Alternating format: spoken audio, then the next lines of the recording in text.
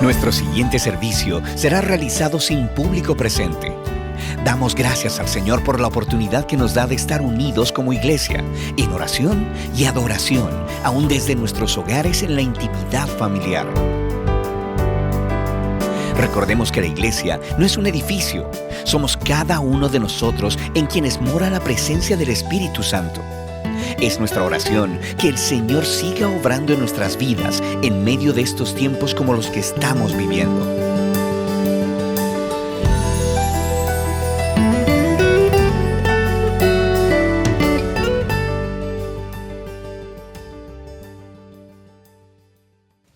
Bueno, yo he titulado el mensaje de esta mañana, Fe en tiempo de confusión. Este es el tercer mensaje en esta, yo no sé si llamarle miniserie, pero en esta etapa de pandemia en la que nos encontramos tratando de encontrar no solamente luz para los tiempos que vivimos, sino también un enfoque que esté por encima del sol, como acabamos de orar, y no simplemente lo que nosotros podemos ver desde aquí abajo. No hay duda que el mundo está viviendo a todo lo largo y ancho de su extensión un periodo de confusión, un periodo de preocupación. El número de pacientes hospitalizados, el número de pacientes enfermos y el número de pacientes que ya han fallecido han creado en la población un pánico por el hecho de potencialmente verse afectado por el mismo virus, pero también por la realidad de que quizás yo pudiera ser uno de esos que no progresó tan bien, aunque corresponden a la minoría, pero donde yo pudiera terminar pasando del otro lado de la eternidad.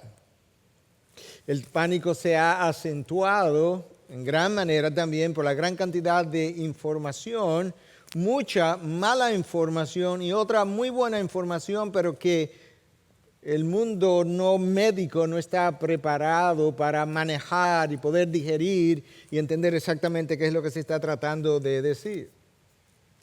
Al abrir el sol o subir el sol esta mañana, se habían reportado 1.205.791 casos con unas 64.973 muertes, con una mortalidad estimada de manera global en un 5%, pero con mortalidad regional como Estados Unidos de un poco más de un 2% y de una Alemania con un 1.5%. Yo todavía sigo contextualizando mi predicación y de aquí algunos de los datos médicos. Todavía el número de casos o los porcientos de casos considerados ligeros permanecen un 95% y ya severos o críticos un 5%. Los pacientes de más de 60 años de edad y sobre todo aquellos de más de 70 años de edad tienen una mayor mortalidad, sobre todo cuando hay condiciones subyacentes como diabetes, hipertensión, obesidad, fumadores, pacientes con cáncer, inmunosupresión y cosas similares.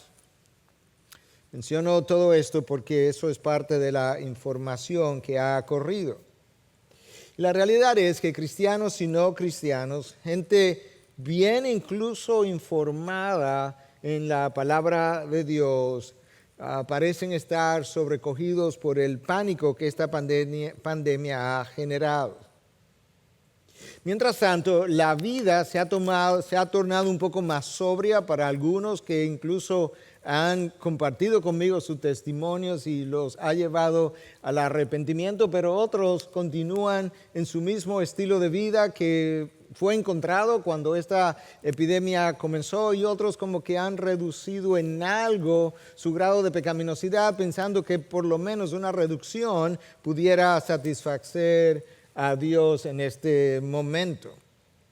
Sin embargo, la cruz de Cristo nos deja claramente ver que lo único que satisface a Dios completamente es su santidad perfecta encontrada en Cristo Jesús. Y por otro lado, el ver un hijo ya regenerado que está cuidando de su salvación con temor y temblor, precisamente por lo preciado que es esa salvación y lo costoso que fue esa cruz. Y así debiéramos estar nosotros en estos días. Yo he estado posteando, conversando, intercambiando a través de las redes sociales parte de mi mensaje, y eso ocurre todas las semanas porque hay una reflexión continua desde que el lunes comienza hasta que llegamos a esta hora acerca del tema con el que voy a estar lidiando en día de predicación. Y aquí hay algunos de los pasajes que yo he compartido con algunos de ustedes porque yo creo que si nosotros meditamos, rumiamos en estos pasajes, nosotros debiéramos ser entre todos los hombres lo que más paz deberíamos tener en medio del peor caos posible y de la peor consecuencia a la que yo pueda arribar al final de la pandemia. Escucha lo que el salmista dice en el Salmo 139, 16, mejor dicho, escucha lo que Dios dice, que le enseñó al salmista para que Él nos enseñara a nosotros cuando Él dijo: tus ojos vieron mi embrión y en tu libro se escribieron todos los días que me fueron dados cuando no existía ni uno solo de ellos.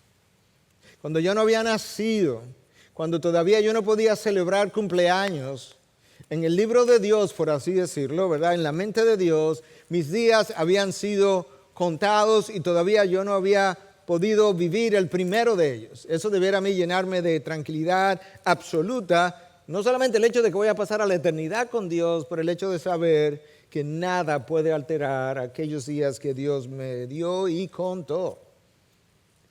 Job escribe en 14:5 y dice: ya que sus días están determinados, el número de sus meses te es conocido, hablando de los hombres, escucha ahora, y has fijado sus límites para que no pueda pasarlos. Dios ha fijado un número de meses, ha fijado los límites de manera que no puedo pasarlos.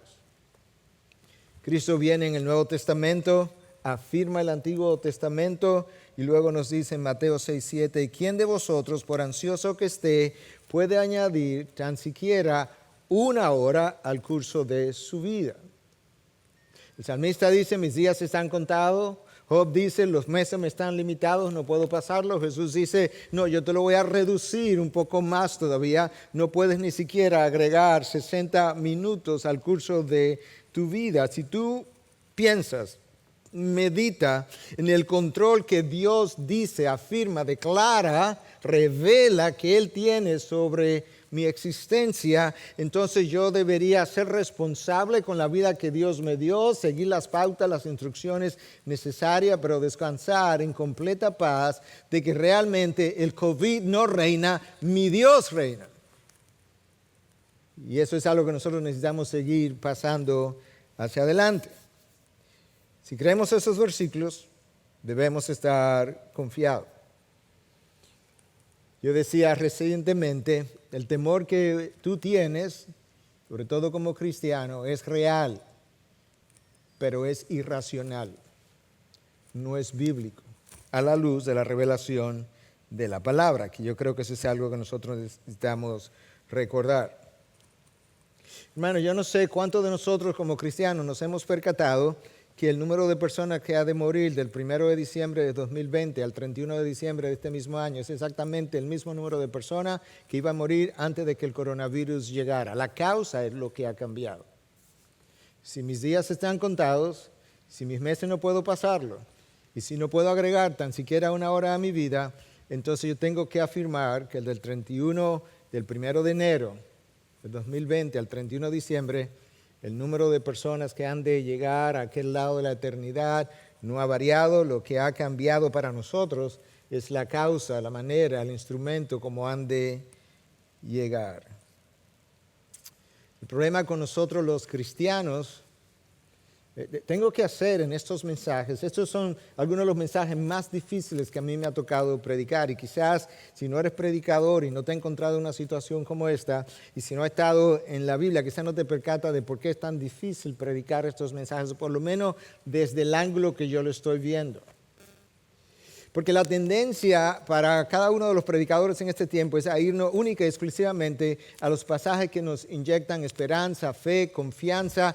Sin embargo, lo que yo he tratado de hacer es irme al Antiguo Testamento y ver al pueblo de Dios en medio de las circunstancias, ¿verdad?, que pudieran afectarlos de manera severa, ver el mensaje de Dios, ver el profeta de Dios, ver la respuesta de la gente, ver en el Antiguo Testamento, ver la respuesta de Dios, ver la respuesta del profeta y tratar de encontrar, de caminar esa línea, y eso no es tan fácil de hacer.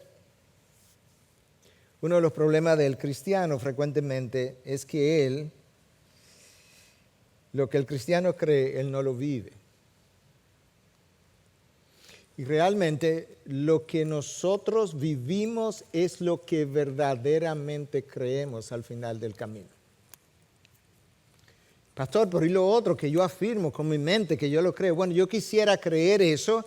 Yo quiero creer que tú tienes buena intención al afirmar cosas que luego no viven. Quizás no todo el mundo tiene una buena intención, pero yo creo que hay gente que tiene buena intención cuando afirma una cosa que luego no vive, pero muchas veces está expresando lo que él quisiera vivir, pero que no ha tenido todavía o la voluntad o el deseo o la determinación o la decisión de pagar el precio que se requiere para poder vivir lo que profesa. Y estos tiempos nos están ayudando a cambiar, nos están ayudando a rumiar, y si estás leyendo ampliamente, nos están ayudando a ampliar nuestro foco de ver la vida sin lugar a duda. Hermanos, el mundo ha cambiado repentinamente, pero ¿sabes qué? Solamente para un grupo de personas. Hay 2 billones de personas, y de nuevo yo estoy tratando de ampliar el lente para llegar a Habacuc. Hay 2 billones, 2,000 millones de personas para quienes el mundo no ha cambiado, porque de ellos, de ese grupo, de sus miembros, hay 15,000 a 16,000 de sus niños que perecen de hambre todos los días. Y yo creo que si pudiéramos sentarnos con un grupo de ellos, con algunos de ellos que pudieran pensar mejor, porque lamentablemente muchos de estos niños cuando crecen malnutridos tienen un síndrome de deterioro neuronal que le impide pensar adecuadamente, pero si pudiéramos sentarnos con algunos de ellos que piensen más claramente, o si pudiéramos sentarnos con personas como de las organizaciones misioneras como Food for the Hungry o Hunger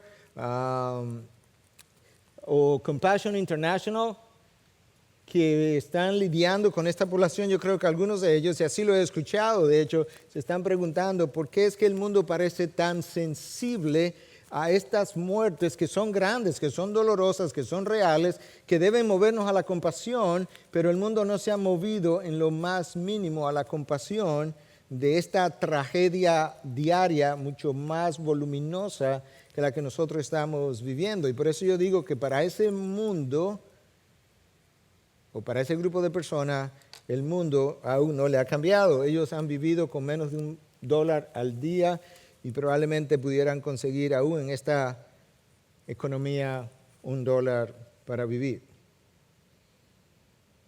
Yo creo que algunos de ellos quizás se están preguntando, ¿y por qué es que millones de dólares se están invirtiendo, gastando en el desarrollo de medicamentos y vacunas que no existen, con los cuales yo estoy de acuerdo como profesional de la salud y quisiera que se invirtieran aún más? Pero yo creo que algunos de ellos se están preguntando, ¿pero por qué una parte de ese dinero, antes de que llegara a esto, no se pudo invertir en darnos cosas que sí existen y que están en todas partes, como pan, queso, algo de leche, algo de arroz, algún víver, alguna fruta?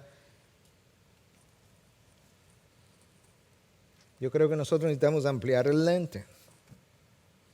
Sin lugar a dudas, nosotros necesitamos mostrar compasión.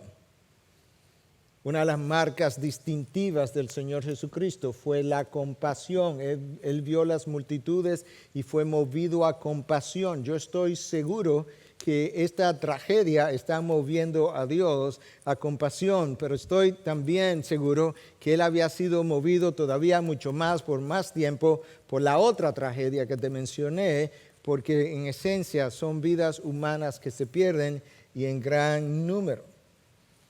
64,000 muertos de coronavirus en 3 meses es un número enorme, pero en ese mismo periodo de tiempo murieron 1,5 millones de niños y el mundo permaneció silente. Parece haber yo compartía con alguien de nuestra iglesia en esta semana, parece haber una compasión selectiva y una especie de doble moral, pero la compasión para ser real tiene que ser general. Si nos duelen unos, nos deben doler los otros. De hecho, Dios quiere que yo me duela aún por mis enemigos. Ahí tú puedes ver cuán amplia es la compasión no selectiva de nuestro Dios y la que Él desea para nosotros. De hecho, tanto en el Antiguo Testamento y en el Nuevo Testamento se nos dice que si mi enemigo me dice que tiene hambre, que le dé pan, que le dé agua, dale de beber. El pueblo de Dios también le ha faltado compasión hacia las 50,000 personas que pasan a la eternidad de condenación todos los días. No de una muerte física, sino de una muerte física y espiritual eternamente, para nunca salir de aquel lugar.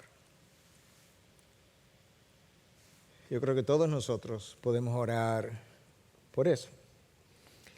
Decía un reporte de la BBC que la cuarentena se ha transformado en un privilegio para los que pueden encerrarse y en un infierno para los que no tienen cómo sobrevivir. Wow. Yo creo que una de las cosas que esta pandemia está revelando es que nosotros hemos sido ciudadanos de nuestro propio mundo, pero no ciudadanos del mundo global en el cual Dios me ha puesto a vivir. Lo cierto es que la cuarentena ha resultado para muchos de nosotros como una especie de vacaciones, pero imagínate, todavía hay condiciones mucho peores que las de nuestro país, pero imagínate una familia de 5 o 6 personas viviendo en una casita de 50 a 75 metros cuadrados, donde tiene que haber baño, o quizá el baño esté afuera, quizás es una letrina, pero tiene que haber como una especie de comedor, de habitación, de sala, todo junto, en 50 metros. Con un techo de zinc, con poca ventilación, y ahora resulta que me afecté del coronavirus y tengo fiebre y tengo tos y tengo cierta dificultad respiratoria, no sé dónde ir, no tengo médico de cabecera. Si voy a algún lugar tengo que ponerme en fila, soy un número más. No hay duda de que nosotros vivimos en un mundo de dolor, de sufrimiento, de violencia, de desigualdades, de injusticias, de prejuicios, de privilegios y de abusos. Eso hace que muchos cuestionen la existencia de Dios e incluso es usado eso por los ateos como una forma, como un dato, por así decirlo, para negar la existencia de un Dios que no existe o si existiera, según ellos, es completamente insensible al dolor humano y ellos están equivocados en ambos terrenos.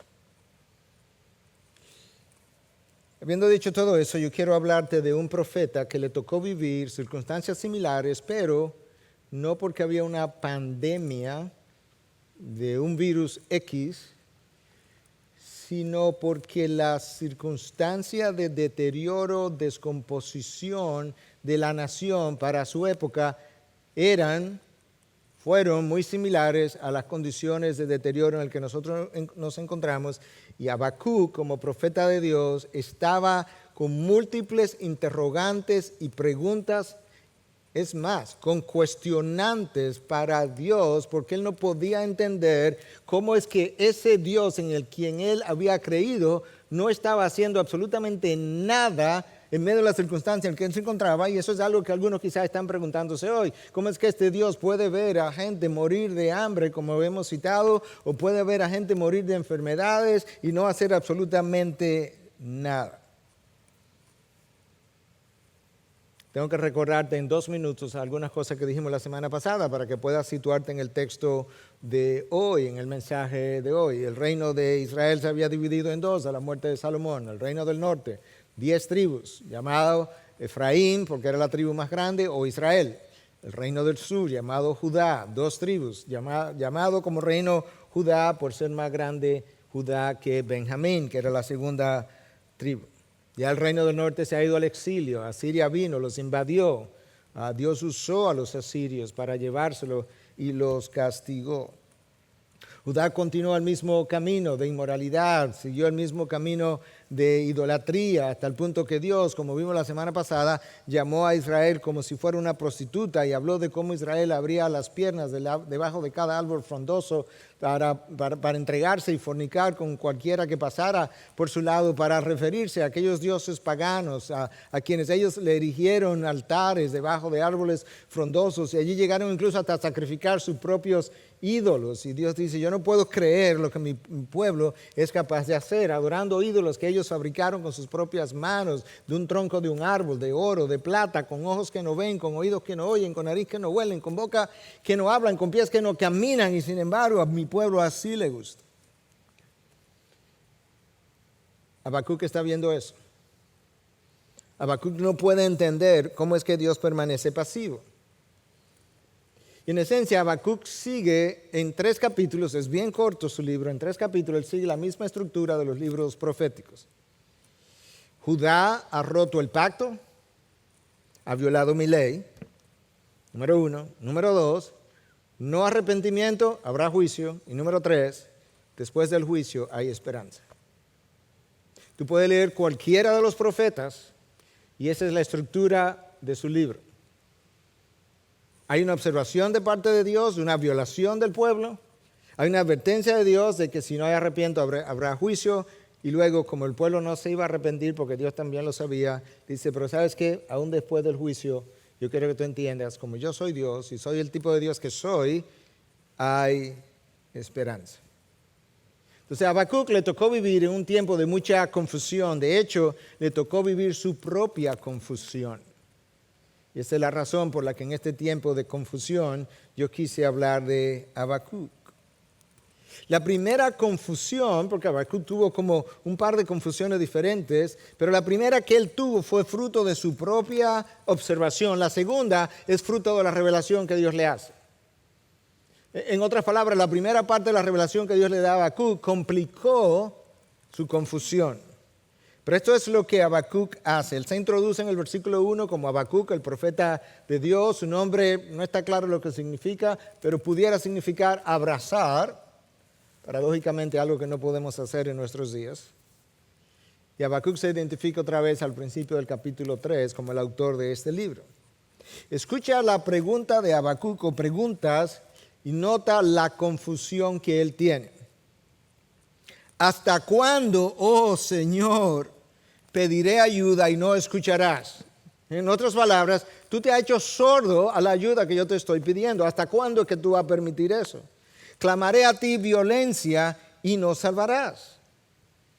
Ahora, escucha, en la siguiente pregunta, escucha la frustración y el dolor al mismo tiempo, el dolor emocional de Habacuc. ¿Por qué me haces ver, o sea, Dios es el culpable ahora, por qué me haces ver la iniquidad y me haces mirar la opresión? ¿Por qué es que tú me tienes vivo en este tiempo donde hay tanta iniquidad y tanta opresión y yo tengo que ver esto y me está oprimiendo y no lo tolero? ¿Por qué es eso, Señor? La destrucción y la violencia están delante de mí. Hay rencilla y surge discordia. Bueno, algunos de nosotros nos hemos sentido movidos por estas imágenes que están delante de nosotros en el internet, en las redes, en televisión. Y algunos pudiéramos decir, Señor, ¿por qué es que tú me haces ver esto? Por eso no se cumple la ley, dice Habacuc. Tu ley la violan y nunca prevalece la justicia, pues el impío asedia al justo, por eso sale pervertida la justicia. Señor, ¿hasta cuándo? ¿Hasta cuándo que te voy a pedir que hagas algo, que arregles esto? ¿Hasta cuándo te voy a pedir que salves si no me escucha? ¿Por qué es que tú permites que yo siga vivo viendo esto? Él está en choque. Habacuc está en choque porque él está pensando, si Dios es todo lo que anterior a mi vida se ha dicho que Él es y se ha revelado, ¿cómo es que a mí me molesta y me oprimen estas condiciones y me sofocan? ¿Y cómo es que Él parece como muy quitado de bulla y como que parece pasarlo por alto. De hecho, en el versículo 13, él dice algo que todavía, cuando él está como reflexionando, como que todavía le hace su pregunta más chocante para él. Él dice, yo no lo puedo ver esto que estoy viendo. Entonces en el versículo 13 él dice, muy limpios son tus ojos para mirar el mal y no puedes contemplar la opresión. Es como, ok, explícame entonces, explícame esto, no entiendo. Si yo no lo puedo ver y tus ojos son tan limpios para mirar el mal y no puedes contemplar la opresión, la inactividad, la pasividad de parte tuya, Dios, yo no la puedo entender. Ese versículo hace que alguien como Norman Geisler considere el tema del libro de Habacuc la santidad de Dios. Sus ojos son muy limpios. No puede contemplar el mal y la opresión. No puedes ver tu santidad pisoteada, como veremos más adelante. Habacuc está haciendo la pregunta, si yo no lo tolero, si yo no lo puedo ver, si tus ojos son así, ¿por qué es que no te mueves? Yo creo que a Habacuc le pareció eso una buena pregunta y le puede parecer a cualquiera de nosotros, pero lo que a él no le gustó fue la respuesta. La pregunta puede ser buena, la respuesta no me parece.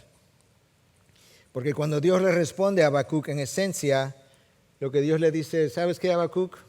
Escúchame. Yo conozco el pecado de Judá, lo conozco mejor que tú. El pecado es más, para mí, la sensación que me produce es mucho mayor que lo que pudiera producirte a ti. Y te voy a decir algo, yo voy a juzgar a Judá. Pero yo voy a juzgar a Judá a mi manera, en mi tiempo, no a tu manera y a tu tiempo. Y lo que Dios hace, te lo voy a leer ahora, es que le dice a Habacuc, tú sabes qué, yo te voy a decir algo que si te lo contaran, tú mismo no lo creerías. Yo creo que lo que Dios le estaba diciendo con eso es, yo te voy a revelar algo de lo que yo voy a hacer con Judá, pero si yo te contara en detalle, tú mismo no lo creerías, así que mejor ni te digo. Esta es la respuesta de Habacuc, o de Dios para Habacuc, en el versículo 5. Primero versículo, Habacuc hace las preguntas. Versículos 5 al 8 comienza la respuesta de Dios. El versículo 5 inicia y dice, el Señor respondió, observen las naciones, mírenlas y asómbrense. Pues estoy haciendo algo en sus propios días, algo que no creerían aun si alguien les dijera. Estoy levantando, yo, Jehová, estoy levantando a los babilonios, un pueblo cruel y violento, marcharán por todo el mundo y conquistarán otras tierras. Son reconocidos por su crueldad y hacen lo que se les antoja. Sus caballos son más veloces que leopardos y más feroces que lobos al anochecer. Sus jinetes arremeten desde lejos. Como águilas se lanzan en picada para devorar a sus presas. Vienen sin tregua, decididos a la violencia. Son múltiples, son multitudes, avanzan como el viento del desierto, barriendo cautivos a su paso como si fueran arena. Leí de la Nueva Traducción Viviente. Ahora Habacuc está confundido. Habacuc está más confundido que cuando él comenzó. Primero veo a tu pueblo sobre el cual se invoca tu nombre, lo veo cometiendo todo acto de injusticia y de idolatría, estoy pasmado a tu pasividad y ahora tú me dices que tú sí lo vas a juzgar. Pero tú me estás diciendo que tú vas a levantar a un pueblo más pecaminoso que el pueblo del cual yo me estoy quejando para usarlo como instrumento de justicia. Eso no tiene sentido en absoluto. No entiendo. Y desde aquí abajo no se entiende. Pero Dios dice, yo voy a usar un pueblo cruel para juzgar a mi pueblo. En otras palabras, cuando yo dije a través de Nahum, que eran más o menos contemporáneos, que yo no dejo al culpable impune, Habacuc, tú tienes que creerme. pero tienes que confiar en mí, en la manera como yo obro. Tienes que confiar en mí, en el tiempo en que yo obro. Escucha, la queja de Habacuc es cómo es que va a usar a un pueblo más pecaminoso para juzgar a uno menos pecaminoso. Pecaminoso también, pero menos, el pueblo judío. Mira cómo él lo dice en 1:13, segunda parte. Guardarás silencio, o sea, Dios, tú te vas a quedar callado, mientras los perversos, esos son los babilonios, se tragan a gente más justa, esos son los judíos, que ellos. O sea, ellos van a venir con esta fuerza que tú estás describiendo, y mientras eso pasa, ellos se están tragando a tu propio pueblo y tú vas a permanecer en silencio. ¿Cómo es el negocio aquí? Yo no entiendo. Yo no entiendo tu cosmovisión. Yo no entiendo. Ahora yo estoy peor. Si estaba confundido al principio por tu tolerancia de la condición pecaminosa de tu pueblo, ahora yo estoy más confundido por el instrumento de justicia que tú me acabas de revelar que vas a traer para hacer justicia. Yo no quería que tú hicieras justicia de esa manera. Yo quería que tú lidiara con tu pueblo y nos arreglara, pero no que trajera a un pueblo pecaminoso, más pecaminoso y de la manera que tú me lo estás describiendo para hacer la justicia. La teología de Habacuc no encajaba con la revelación de Dios y con lo que Dios estaba haciendo. De la misma manera que nuestra teología frecuentemente no encaja con lo que Dios ha revelado.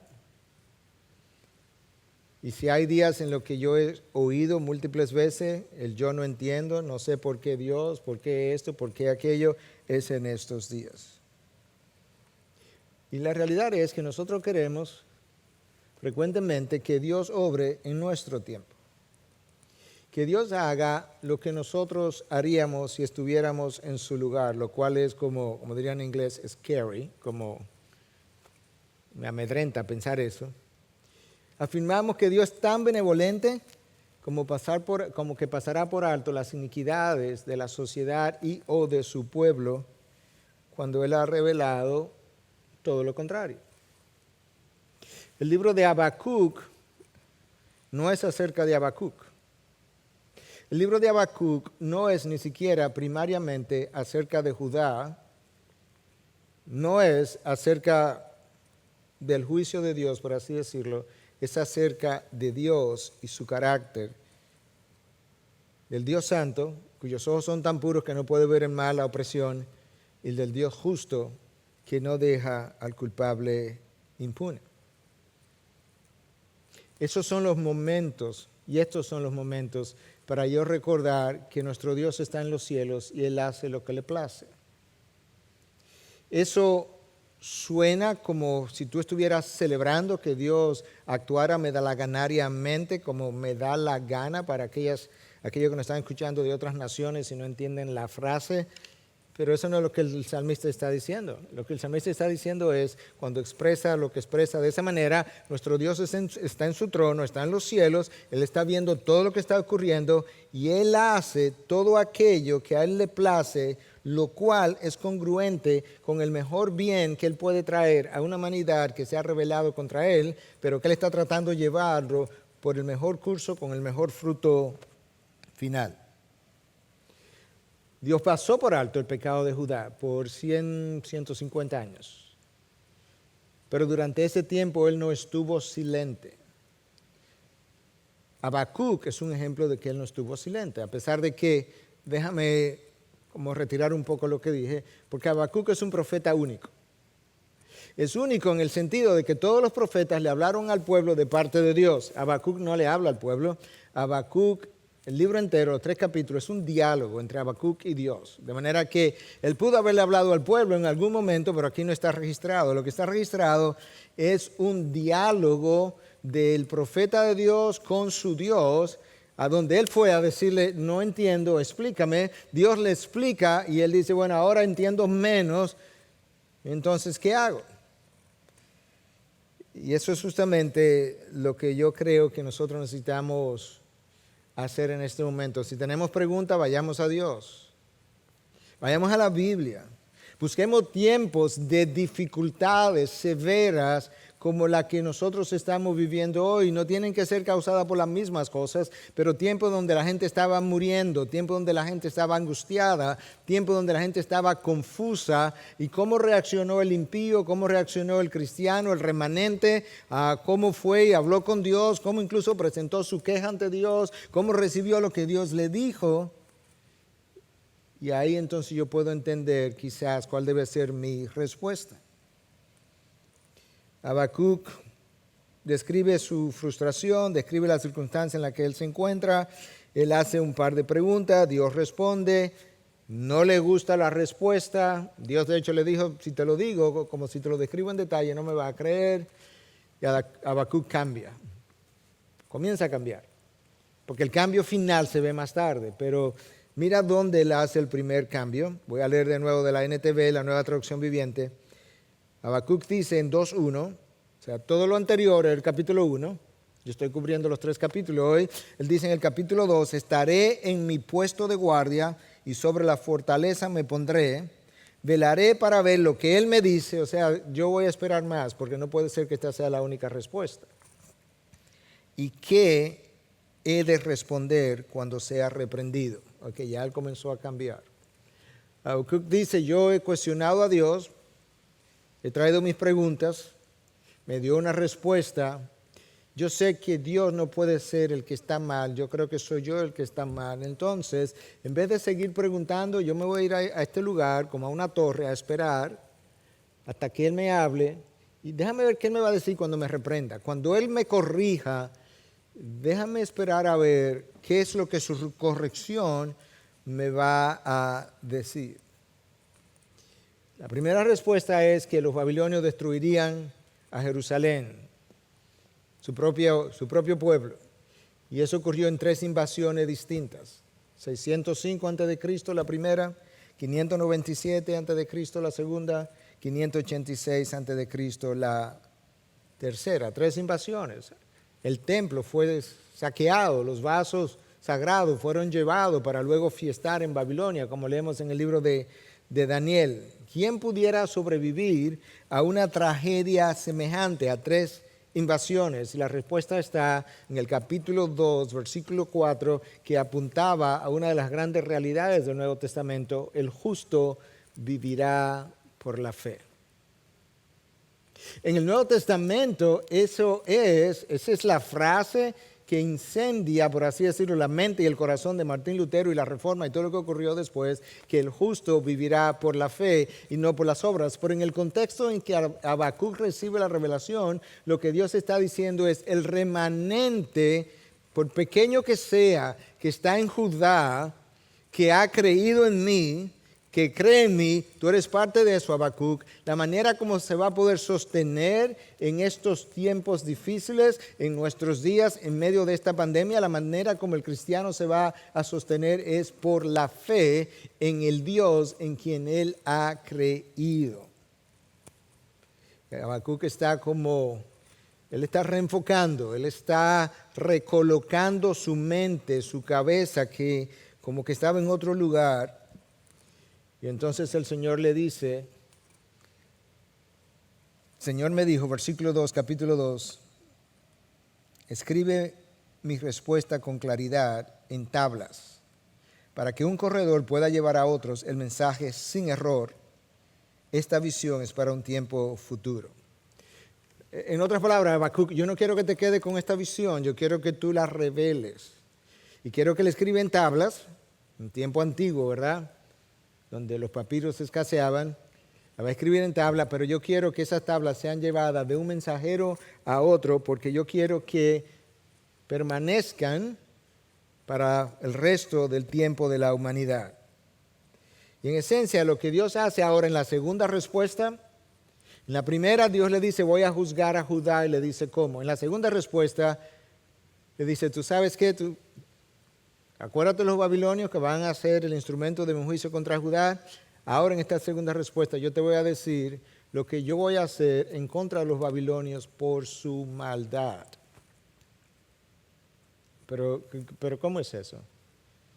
¿No eres tú que está creando esta maldad en la mente, el corazón de los babilonios para que vengan y juzguen a Judá? No. Esta gente así de sanguinaria, así de cruel como yo te dije, pero hasta ahora quien lo había retenido, a pesar de que ya el norte había sido invadido, quien lo había retenido para que permaneciera al sur todavía con vida era yo. Ahora que Judá merece ser enjuiciada, yo lo voy a soltar simplemente para que ellos hagan lo que ellos quieran hacer con su propia voluntad. Y entonces le dice a Habacuc, pero déjame decirte lo que yo voy a hacer con ellos. Y yo te voy a leer rápidamente para avanzar como 5 versículos del capítulo 2, que son 5 oráculos de maldición. Lo que en inglés traducen como wow. En español es ay. Versículo 6. Ay del que se hace rico con lo ajeno y acumula prendas empeñadas. ¿Hasta cuándo seguirá con esta práctica? Estoy leyendo de la Nueva Versión Internacional. Versículo 9. Ay del que llena su casa de ganancias injustas. Tú te das cuenta que Dios no pasa por alto lo que está ocurriendo en el mundo secular y lo que está ocurriendo en la sociedad y mucho menos en su pueblo. Ay del que llena su casa de ganancias injustas en un intento por salvar su nido y escapar de las garras del infortunio. Versículo 12. Ay del que construye una ciudad con asesinatos y establece un poblado mediante el crimen. Aquellos países, todos los países, pero sobre todo aquellos países totalitarios que han construido sus ciudades a base de matar gente. Dice, ay de ellos. Pero se está refiriendo a los babilonios. Ahora, versículo 15, ay de ti que emborrachas a tu prójimo, ay de ti que lo embriagas con vino para contemplar su cuerpo desnudo, ay de ti en nuestros días que endroga personas para luego ver su cuerpo desnudo y hacer y deshacer. Finalmente, ay del que dice al madero, despierta, y a la piedra muda, levántate. Eso es una forma de describir, porque él lo hace posteriormente, de describir. Ay de aquel que toma un pedazo de madera y hace un ídolo con su mano. Pero en esencia, lo que él está describiendo en el capítulo 2 es los ayes contra el pueblo de Babilonia, que él entonces se va a encargar de juzgar y va a traer a los medos y los persas en contra del imperio de Babilonia. Habacuc ahora no está confundido, pero él está estremecido. Él vio, de alguna manera, quizá con los ojos del Espíritu, el juicio de Judá. Ahora él está viendo un juicio quizás hasta más severo contra los babilonios y escucha su respuesta. Eso es una respuesta como emocional. Al oírlo, se estremecieron mis entrañas, estoy leyendo la Nueva Versión Internacional, a su voz me temblaron los labios. Tienes que imaginarte esto, es como la carcoma me caló en los huesos. La Biblia de las Américas creo dice podredumbre entró en mis huesos. Y se me flojaron las piernas. Pero yo espero con paciencia el día en que la calamidad, eso es el día del juicio, vendrá sobre la nación que nos invade. Yo estoy atemorizado porque yo he tenido un encuentro contigo. Es como que yo he visto esto, pero yo sé que estoy en la presencia de Dios. Tu mera presencia me sacude, pero al mismo tiempo la realidad de lo que viene me atemoriza, me intimida. Pero aún así, yo te he llegado a conocer mejor. Yo voy a esperar con paciencia el día de la angustia, el día del juicio, para ver lo que tú vas a hacer contra la nación que nos invade. Esa es Babilonia. Dios juzga a Judá, Dios juzga a los babilonios, porque en Nahum 1:3 dice que Dios no dejará impune al culpable. En otras palabras, pudiéramos decirlo en el lenguaje del Nuevo Testamento, nadie se burla de Dios. Y pudiéramos agregar, y nadie se juega con Dios. Habacuc estaba a punto de descubrir que mientras tú más conoces a Dios, mejor preparado tú estás para lidiar con las circunstancias en medio de las cuales tú te encuentras. Las personas que mejor van a lidiar con esta pandemia no son aquellos que necesariamente tienen más recursos, no son aquellos que necesariamente sabemos qué más hacer en términos médicos No, son aquellos que más conocen a su Dios. Habacuc llama a Dios en el capítulo 1, Señor, mi Dios. Eso es cuando él estaba confundido. Imagínate el grado como de relación que él tiene con este Dios, que estando confundido en el capítulo 1, él le llama Señor, mi Dios, eterno, nuestra roca, puro y justo, que no soporta la maldad. Y en el capítulo 3 luego le llama soberano. Cuando tú conoces a Dios de esa manera y verdaderamente lo crees, no importa la circunstancia en medio de las cuales tú te encuentres, en medio de la cual, no importa la tormenta a través de la cual tú tengas que navegar, el torbellino que tengas que atravesar, tú tienes un Dios que es el ancla de tu vida. Ahora tenemos que recordar todo el tiempo que las obras de Dios no tienen que llenar mis expectativas, porque probablemente no lo hagan. Yo tengo que recordar que la manera como Dios hace las cosas y en el tiempo como lo hace y a través de los instrumentos que lo hace, no tiene que coincidir con mi lógica. Que Dios no busca primariamente mi felicidad. Primariamente, no es que finalmente Él quisiera que yo sea así, pero de manera primaria. Dios no tiene que garantizar mi vida de este lado de la eternidad, no tiene que garantizar mi salud. El hecho de que yo sea infectólogo y esté viendo pacientes, incluso críticos de COVID, no dice, no garantiza, no me da una promesa, no me da una mejor garantía de que Dios se va a compadecer de mí de tal manera que yo nunca me voy a infectar. Si yo tengo esa expectativa, yo no he leído la Biblia. De manera que yo necesito tomar la lógica de Dios revelada en su palabra y vivir este tiempo a través de esa lógica. Bruce Miller, en su libro When God Makes No Sense, cuando Dios no hace sentido, él dice lo siguiente: Dios no está interesado primariamente en nuestra paz, seguridad, prosperidad en esta tierra. Él está interesado en nuestra fidelidad en un mundo lleno de dolor y sufrimiento, donde la maldad corre ampliamente de manera salvaje. Wow, Habacuc, eso es. Tú eres mi profeta, te he llamado. ¿Tú sabes qué? Yo estoy interesado en ver tu fidelidad en medio de ese dolor de Judá y sufrimiento, luego en medio del dolor de los babilonios, tu fidelidad en medio de eso, porque este es un mundo que yo sé que está lleno de dolor y sufrimiento y donde la maldad impera de forma salvaje, yo lo sé.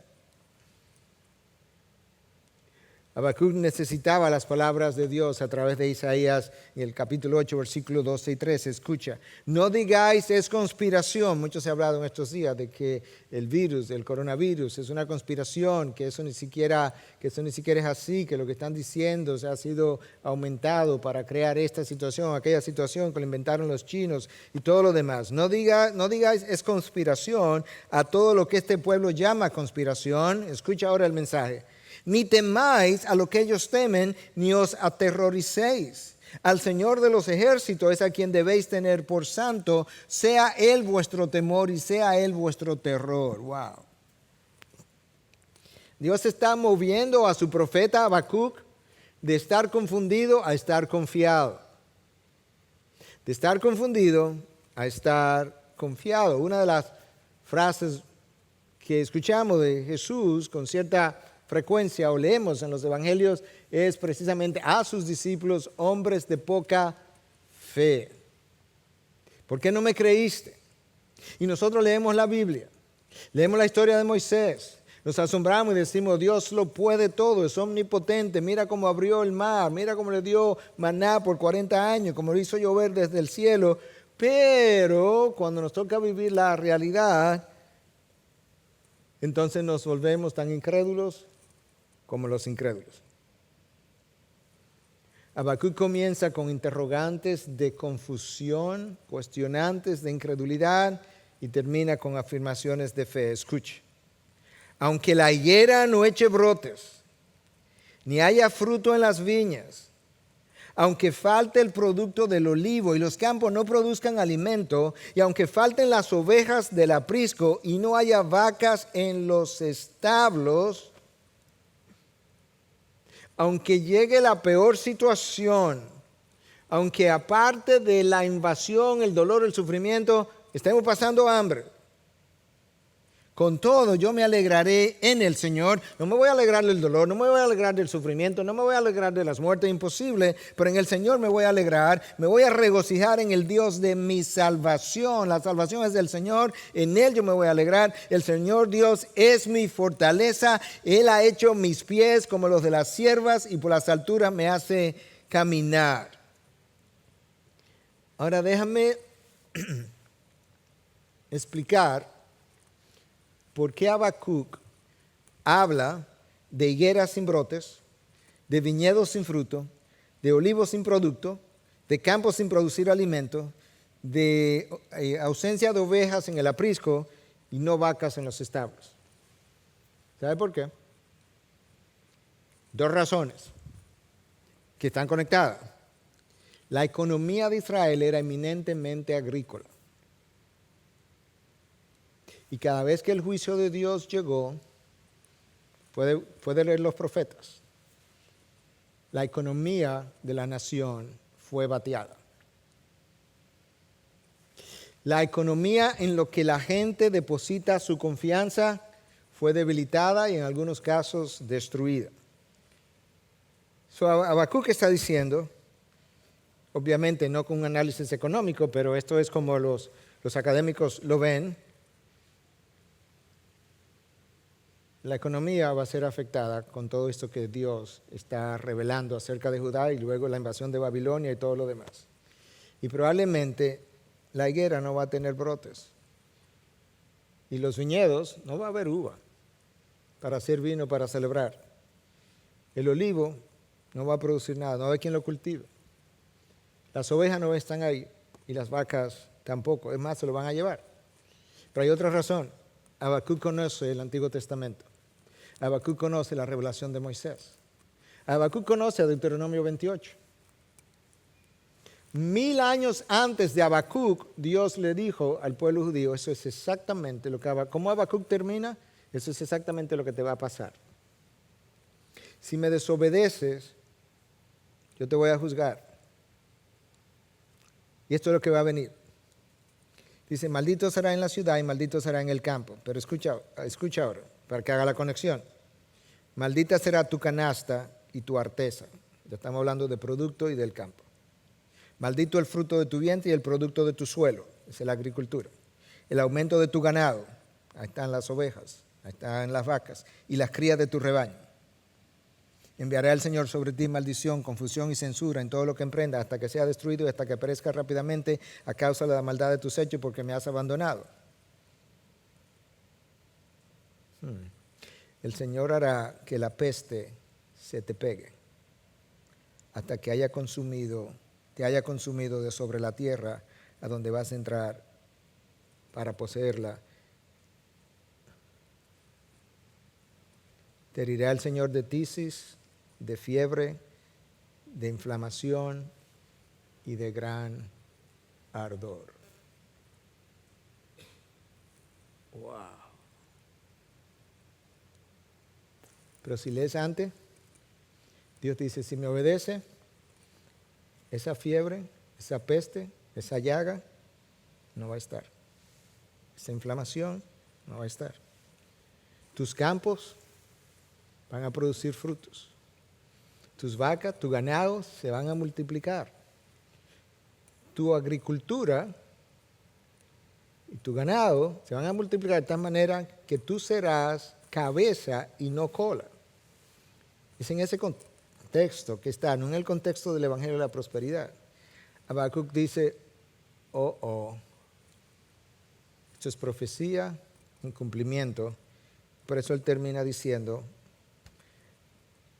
aunque la fuente de economía se afecte y no haya que comer, y no haya leche, pues no hay vaca, no hay ovejas, yo voy a confiar en el Dios de mi salvación. porque Él ha afirmado mis pies como los pies de la gacela que bajan las montañas a grandes velocidades, aún por terrenos espinosos. Nuestra economía no es agrícola. Está basada en bolsas de valores, inversiones, dependiendo de cada nación, turismo, precio de los combustibles, metales preciosos. En 4 semanas, esa economía se ha visto tambalear y todo lo que falta aún por vivir en los próximos meses y quién sabe si un par de años. En inglés hay una expresión que dice, ¿verdad?, que estos eran como prophets of doom, como de malas noticias. Yo no quiero sonar como uno. Yo sí quiero ver esta tragedia a la luz de todas las tragedias del Antiguo Testamento por la cual el pueblo de Dios atravesó y cuál fue el mensaje de Dios, la respuesta de los voceros de Dios, el mensaje de los voceros de Dios, y tratar de traer un poco de luz donde hay oscuridad. Hermanos, yo no creo por un segundo que Dios mira desde los cielos a 15,000 a 16,000 niños que mueren de hambre todos los días y Él dice, la verdad que no me importa. Ellos se lo merecen. No, porque yo no me merezco lo que tengo. Yo hablaba con mi sobrino Tomás ayer, lo senté justamente para hablar de cosas como estas. Decirle, ¿sabes qué? La casa donde tú vives, lo que estás jugando, los primos que tiene, las amistades que disfruta, el aire acondicionado con el que duerme, tú no te mereces, ni yo tampoco, nada de eso más que aquellos que están en una casita de 50 metros cuadrados, con calor, sin fuentes de ingresos. Esta cuarentena es un infierno para ellos, para ti es como unas vacaciones. Y fue bueno hablar con él sobre eso.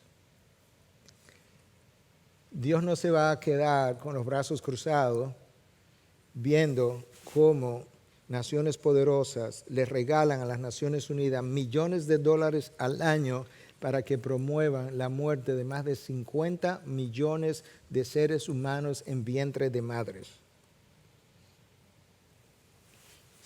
Si Dios no va a hacer nada con relación a eso, yo no creería en ese Dios. Yo sé que de la misma manera que Dios le habló a Habacuc, Dios le está hablando al pueblo de Dios hoy en día diciendo, yo no soy ignorante de nada de eso.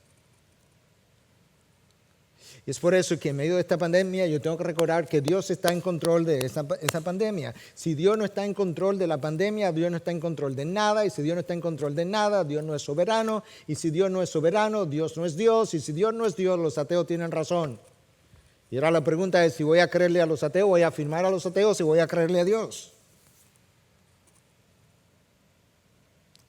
Dios está esperando ver, y el mundo está esperando ver, cómo reaccionan aquellos que decimos creer en el Dios soberano del cielo y de la tierra en medio de esta pandemia. Esta es la hora de la iglesia. Yo estaba viendo, no me gusta usarme de ejemplo y mucho menos cuando lo que voy a compartir quizás me deja en una buena luz, por así decirlo, pero hay cosas que yo entiendo que necesitan ser compartidas como una manera de ilustrar lo que estoy tratando de decir. Tengo un paciente en particular en cuidados intensivos y su médico de cabecera, que es un muy buen médico y conocido, después de verlo y me dice, Miguel, si tú quieres no tienes que venir, ya yo me expuse, yo no quiero exponerte, de manera que simplemente dime lo que hago. Y le dije, fulano, nuestras profesiones vienen con un riesgo inherente al llamado. El bombero no puede decir, ese fuego está muy fuerte, yo no voy a arriesgar mi vida. Los soldados en la guerra no pueden decir, esa guerra está muy intensa, yo no puedo irme al frente, porque su profesión que ellos escogieron y que yo escogí tiene riesgos inherentes. Y él me dijo, bueno, pues gracias, te lo agradezco, Bueno, yo he entrado a la habitación por 3 días corrido. La mejor parte no es la parte médica. Es que en cada ocasión, no solamente yo he podido orar por él, porque yo no sé dónde él va a terminar todavía. Yo he podido orar por él, yo pude compartir el evangelio con él. Y sabes que para mí es mucho más importante la sanación de su alma que la sanación de su cuerpo. Porque me duele cada vez que alguien se va a la eternidad sin Cristo. Mucho más que lo que pudiera dolerme si alguien muere de alguna enfermedad, sea esta o cualquier otra. Pero si yo sé que esa persona tiene a Cristo, a la verdad que Él pasó a su mejor existencia. De manera que tenemos que darle como una vuelta a cómo es que voy a evaluar estas pérdidas que están ocurriendo. Y entonces como Habacuc termina, él comienza confuso, pero termina confiado.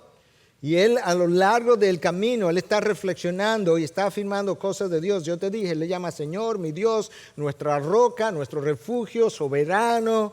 Él le llama puro, justo. Él como que ha despertado el carácter de Dios. De esa misma manera, entonces yo quisiera cerrar ya para concluir todo lo que he tenido que decir con las palabras del salmista que conoció al mismo Dios de la misma manera y que está completamente confiado en ese Dios. En el Salmo 33 te voy a leer algunos versículos. Voy a leer el versículo 12 y luego voy a leer del 16 hasta el final, que es el versículo 22 creo, y ahí entonces estaremos cerrando. Escucha, bienaventurada la nación cuyo Dios es el Señor. Bienaventurada la nación que hoy en día pudiera decir Dios es nuestro Señor, el pueblo que Él ha escogido como herencia para sí. En ese sentido es la iglesia, bienaventurada es la iglesia que es nación santa para que pueda vivir en medio de esta tragedia y hacer la diferencia precisamente porque es la iglesia.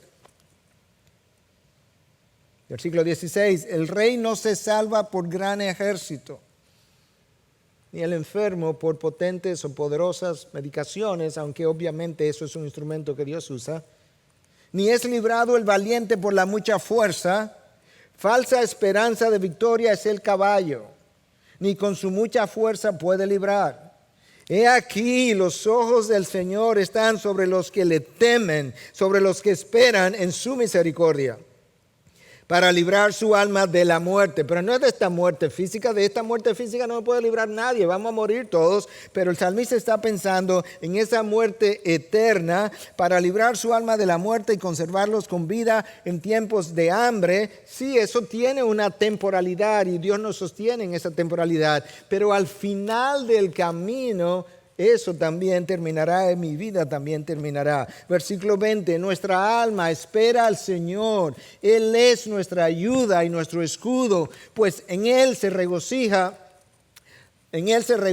nuestro corazón, porque en su santo nombre hemos confiado. Sea sobre nosotros tu misericordia, oh Señor, según hemos esperado en ti. Sea sobre nosotros tu misericordia, según hemos esperado en ti. En otras palabras, nosotros estamos esperando, pero esperando en tu misericordia. Puede ser que estemos en medio de algún juicio que tú hayas traído, alguna dificultad que haya permitido, algún desastre natural, puede ser. Pero ¿sabes qué, Señor? En medio de eso yo tengo una espera y esa espera es tu misericordia. Y yo sé que tú eres un Dios misericordioso. No importa cuánto duela, cuánto me duela, cuánto sufra, no importa cuánto pierde. Si hay algo que yo sé, es que tú eres un Dios justo, bueno, benevolente, misericordioso, soberano, en control del cielo y la tierra, en control de cada molécula, cada átomo, cada microbio y cada vida que existe en este planeta. En ti yo confío y en ti yo espero. Gracias por participar en este servicio de adoración desde tu hogar, en medio de circunstancias que nos impiden congregarnos todos juntos en un mismo lugar. Oramos para que pronto podamos volver a hacerlo. Y mientras, recordemos que donde quiera que estemos, seguimos siendo la iglesia de Jesucristo. Mantengámonos vigilantes en oración, confiando y esperando en nuestro soberano Dios, quien controla todas las cosas y cuida de su pueblo. Recuerda que, aunque nuestras actividades y ministerios permanecen suspendidos, puedes acceder a nuestros sermones, estudios bíblicos, música, artículos de interés y demás recursos audiovisuales a través de nuestros portales web, laivi.org e integridadysabiduría.org.